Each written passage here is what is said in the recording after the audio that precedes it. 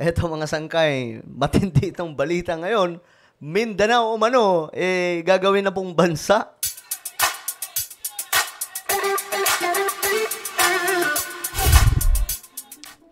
Hi guys, what's up?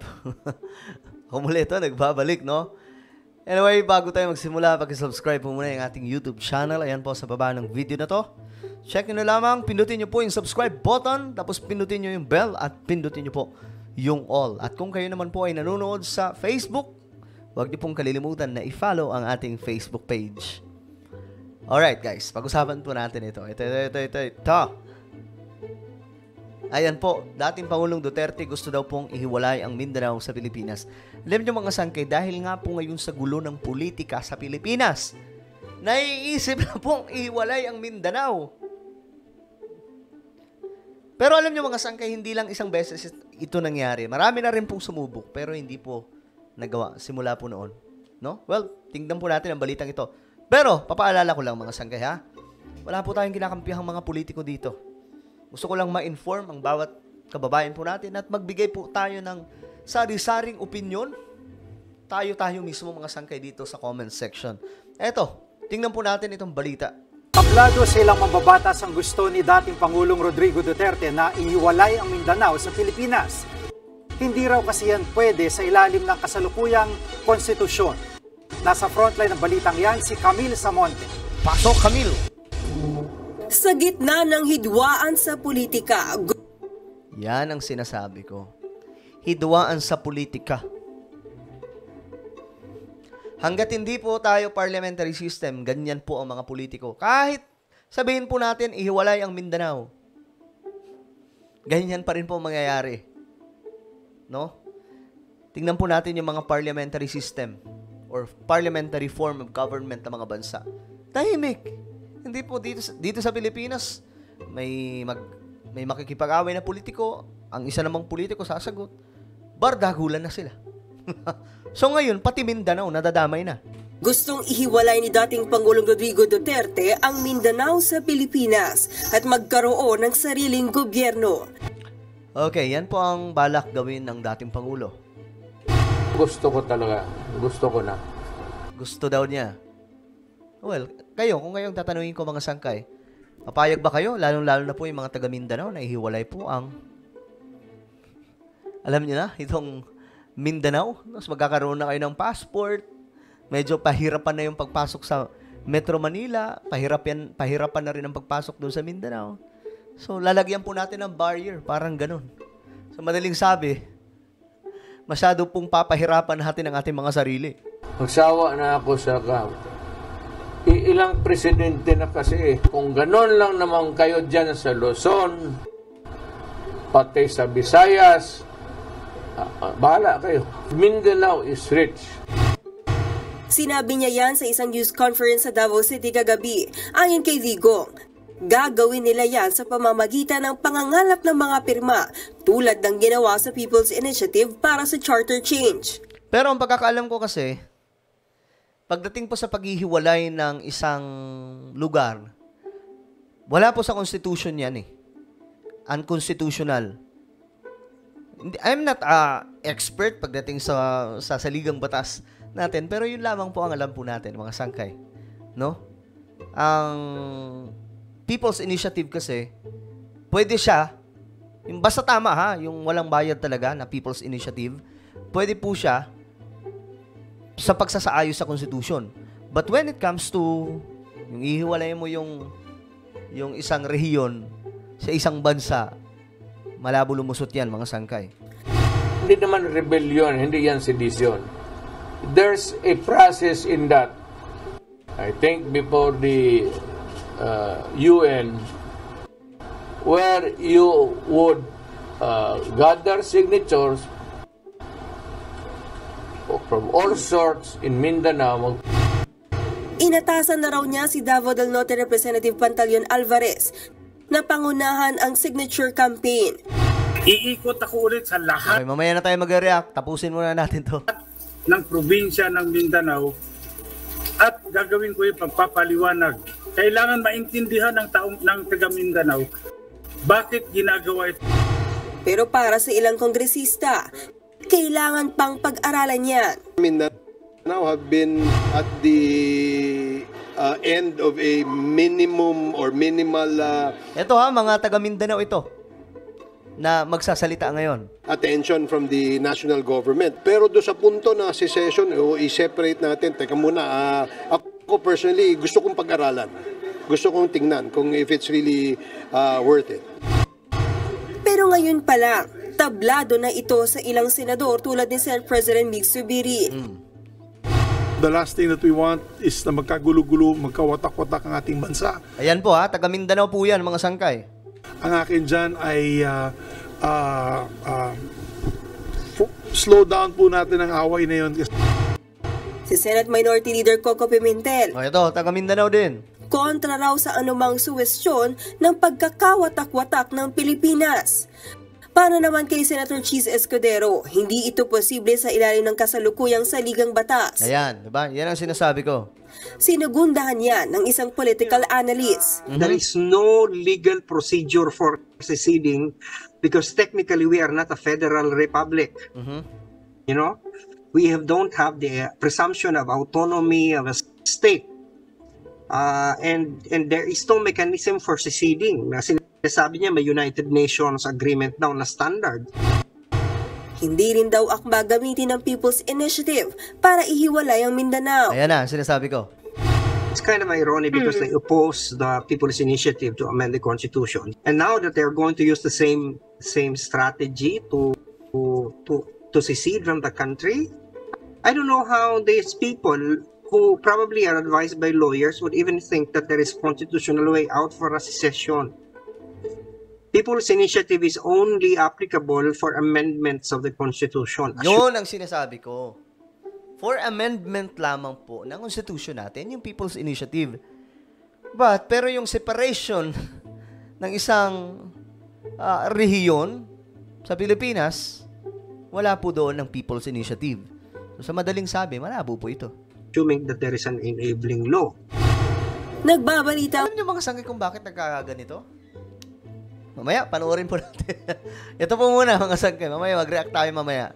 Okay, ito. Maraming sumubok na po dyan na ihiwalay ang Mindanao. Ito ang unang beses na pag-usapan ng independence para sa Mindanao. Naroon siyempre ang Moro National Liberation Front ni Nurulaji Miswari para ihiwalay ang 13 provinces and 9 component cities ng Mindanao mula sa Pilipinas. Nagresulta po yan sa madugong giyera sa Mindanao noong dekada 70. Pero pagdating ng 1976, pumayag si Nur sa mas simpleng autonomous region sa pamamagitan po ng 1976 Tripoli Agreement. Kalaunay, hindi rin natuwa si Miswari sa ginawang autonomous regions ni Marcos at bumalik sila sa digmaan. Ngayon, bandang ganong taon din bumukod si MNLF Vice Chairman Hashim Salamat sa MNLF dahil hindi rin siya natuwa sa pinanamahang peace agreement ni Miswari kasamang gobyerno. Binunuman niya ang Moro Islamic Liberation Front ng advokasya rin noon ay secessionism o paghihiwalay sa Pilipinas. Kalaunay pumayag ang MNLF at ang MILF na bitawan ng kanilang mga independence movements. Ang MNLF noong 1996 Final Peace Agreement at ang MILF naman noong 2012 Comprehensive Agreement on the Bangsamoro. Pero ang marahil hindi po natatanda na marami ay ang independence movement na lumitaw sa Mindanao bago pa mabuo ang MNLF at ang MILF. Ang Muslim Independence Movement or MIM binuo ni dating Cotabato Governor Udtog Matalam noon pang May 1968. Sa kanyang manifestong sinulat, nagpatawag si Matalam ng secession ng mga Muslim sa Pilipinas para bumuo ng isang Islamic State sa Mindanao. Bagamat hindi marami ang sumeryoso sa panawagan na ito ni Matalam, ito ang unang pagkakataon na sineryoso ng Manila ang banta ng secessionism sa Mindanao. Pagdating ng dekada 70, pinalawak na ito ni Matalam. Yan ay para makasama ang mga Kristiyano sa kanyang panawagan. Pinangalanan na itong Mindanao Independence Movement. Kalaunan, ang advokasyang ito ay inadapt na rin ng Federalist advocate na si dating Cagayan de Oro Mayor Ruben Canoy. Si Canoy po ay isa sa mga tumakbo noong 1986 snap elections at nakakuha pa ng 34,000 votes. Bali-balitang sinubukan ni Canoy ideklara ang Federal Republic of Mindanao noong panahon ding yun pero hindi po natuloy. Nagkaroon siya ng pagkakataon muli na buhayin ang Mindanao Independence Movement noong taong 1990 kasama ang coup plotter na si Colonel Alexander Noble. Dahil dito, hinuli si Canoy at kinulong kasama sa mga ebidensya laban sa kanya ang umunay mga bagong imprentang pera para sa Federal Republic of Mindanao at meron pa mga passports. Sa huli, pinakawalan din po siya. Muli siyang nakilala nang isama siya ni Noy Pangulong Duterte sa bagong buong Consultative Committee para amyendan ang konstitusyon. Pumanaw si Canoy nito lamang 2022 nang hindi po nakikita ang independence ng Mindanao o ang federalismo. Okay. So yan, mga sanggay, marami pong sumubok pero hindi po nagtagumpay. Pero alam nyo, kung bakit nagkakaganito mga sangkay sa Pilipinas ngayon ay dahil lamang po talaga sa gulo ng sistema ng politika o gulo ng sistema ng ating gobyerno. Dahil tayo po ay presidential system. Unitary presidential system po tayo. Kaya nagkakagulo po sila. Bardagulan dito, bardagulan doon. Pamilya dito, pamilya doon. Bakit hindi po tayo parliamentary system? Hindi tulad kung parliamentary system tayo, may tamang lugar po, may tamang place for debate or forum. Dahil nga po presidential system tayo, eto, awayan ng awayan, hindi tulad sa parliamentary system. Pag parliamentary system tayo, may debate po. May tamang lugar para dyan, mga sangkay. At bukod doon, hindi po aabot sa ganito. Di ba, ang ano lang naman kasi dito, ewan ko ba sa mga politiko, ha? Again, wala na po akong pakialam sa politika sa Pilipinas dahil hindi po tulad dati na may mga kinakampihan po tayo. May mga tao pong iniaangat po natin. But ngayon, mga sangkay, DDS ka man, Marcos loyalist, Dilawan, Pinklawan, ano pa, yung mga blue, Blue Eagles, Green Tamaraw, kung ano man ang iyong political color, iisa na po tayo dito sa Sangkay Janjan TV. Dahil ayaw na po natin ng mga ganyan, yung may mga kinakampihan. So, ang dahilan lang naman kung bakit ganito. Sa Pilipinas kasi, dahil po sa presidential system, nag-aagawan po ng pwesto ang mga leader ng ating bansa. 'Di ba? Pansinin na lamang po natin ngayon. Sila po magulo. Nakakasawa na yung ganito. Bakit natin hindi subukan na mag-parliamentary system nang sa ganun tumino lahat ng leader? Takot ba yung mga senador dahil mawawalan po sila ng lugar sa Senado? Well, ang pinag-uusapan po natin dito, kapakanan ng mga Pilipino. Kapakanan ng Luzon, Visayas, Mindanao. Hindi lamang po Mindanao, hindi lamang Visayas, hindi lamang Luzon, kundi buong Pilipinas. Yan po yung pinag-uusapan natin dito. Bakit natin hindi subukan magkaroon ng federal parliamentary system? Nang sa ganun mga sangkay, may isaayos po natin itong sistema ng ating pamahalaan. Sasabihin na naman nila, di ba? May mga nagsasabi, hindi natin kailangan mag-parliamentary system. Unahin natin yung mga nagugutom. Kaya nga tayo magulo, kaya nga maraming nagugutom dahil nga po sa mga politiko na nag-aaway-away. Kailan ba nawalan ng gutom sa Pilipinas? Kailan ba nawalan ng kahirapan sa Pilipinas? Ang dahilan nga kung bakit mahirap ang ating bansa, dahil nga po presidential system po tayo. Dahil nga po unitary presidential system tayo, ang pinakamataas sa sahod dito lamang po sa NCR. Pero yung mga rehiyon or mga probinsya, mga sangkay, ang bababa ng sahod. Kaya nag-uumpukan dito sa Metro Manila. Unlike kung magkakaroon tayo ng federal parliamentary system, magiging maayos po ang lahat. Dahil nga po, halimbawa, dadami po yung mga negosyante dito sa ating bansa. Especially kapag nawala na po yung 60-40 policy ng mga foreign direct investment. So itong gulo sa Pilipinas, itong gulo ng mga politiko sa bansa natin, hindi matatapos yan hanggat hindi po tayo nagkakaroon ng maayos na sistema sa ating pamahalaan. Wala pong iba kundi parliamentary system. Ito mga sangkay, again, wala po tayong kinakampihan.